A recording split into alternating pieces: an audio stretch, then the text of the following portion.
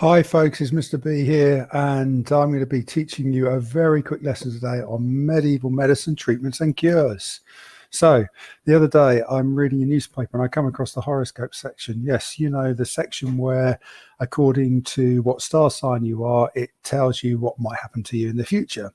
And as I'm a Scorpio, it said, and I'm not lying when I said this, it said your mission is going to be to spread a message and connect with kindred spirits, whoever they might be, and all this will take you to new heights and places you've never been. Well, that sounds absolutely crazy, doesn't it?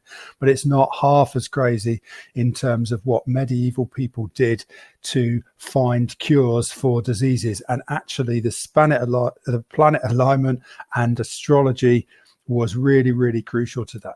So this presentation is going to specifically focus on treatments, as we've said, and it's going to be very much slanted towards looking at religious and supernatural treatments.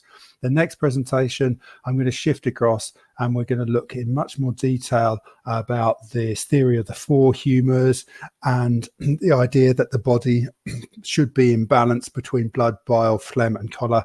But if you want to check that out, check our next presentation out. So spiritual healing, really, really important to get to grips with this in terms of understanding how medieval people thought they were going to be cured from disease. You've got to remember, medieval people do not understand the cause of disease. That doesn't come until much later in the 1800s, when the likes of Louis Pasteur came up with their germ theory. So medieval people are not just a little bit religious, they are massively religious. They believe that when they die, they are going to go to heaven or hell, period, end of story. So what they do on the earth is going to have a huge influence in terms of ultimately what happens to them thereafter. So it only stands to reason that if they're afflicted with a disease and they wish to find a cure, it's going to have something to do with their God and therefore spiritual healing.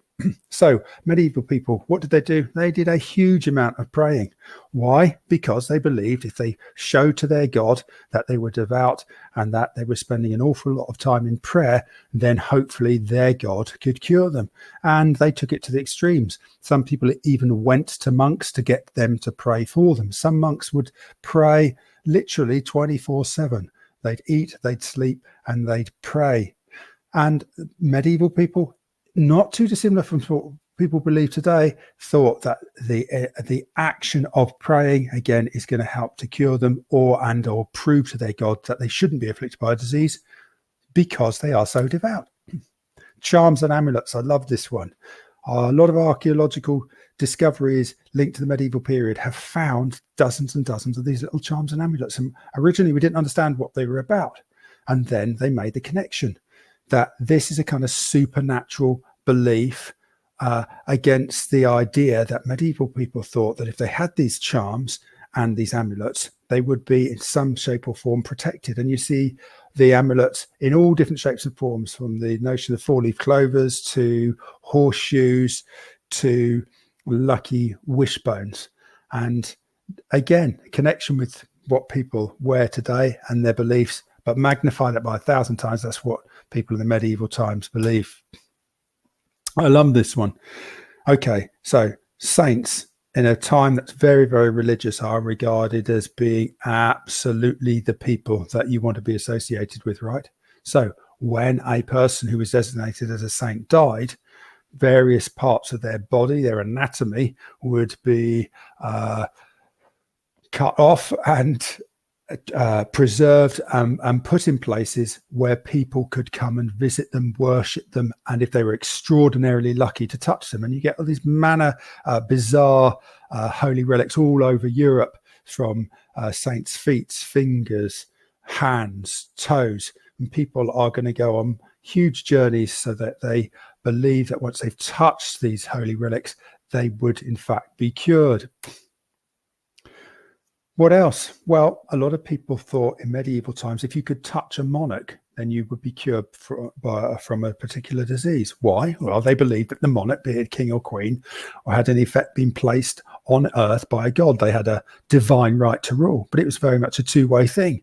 So the monarch would gain by showing their god that they were helping so many people. And monarchs like Edward I took it to an extreme. They aimed to touch at least 2,000 people a year and really prove how devout they were. Now, if you think about it, because they don't understand germs, it's actually probably one of the worst things you can do. If you've got a contagious disease and you're milling around with hundreds, if not thousands of other people, it's going to be a great way of passing that disease on. But they didn't know that. What else?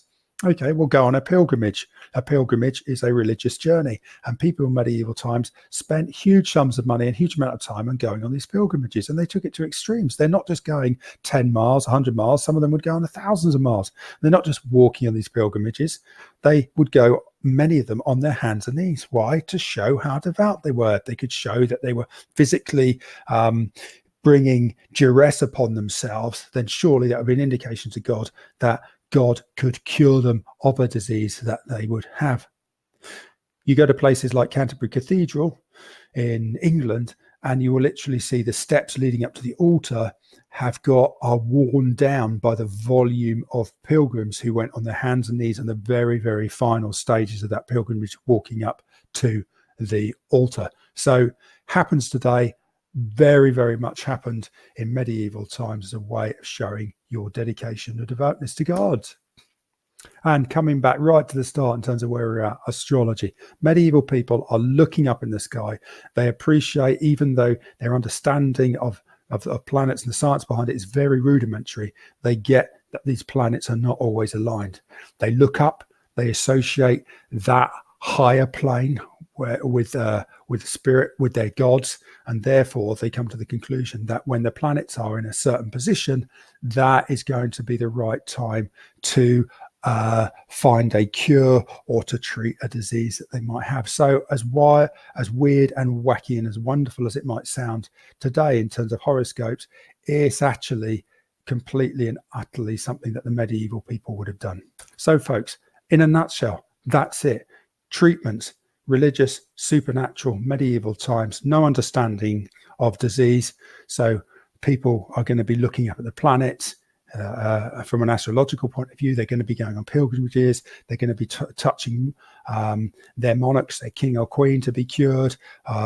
Also getting in the vicinity or touching holy relics, carrying amulets and charms and praying, and all of this linked obviously to the notion of spiritual healing. So that's it, folks. Hope you've enjoyed it. Don't forget, this is a Cyber Teachers production.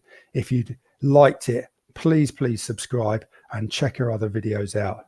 Take great care. That's it.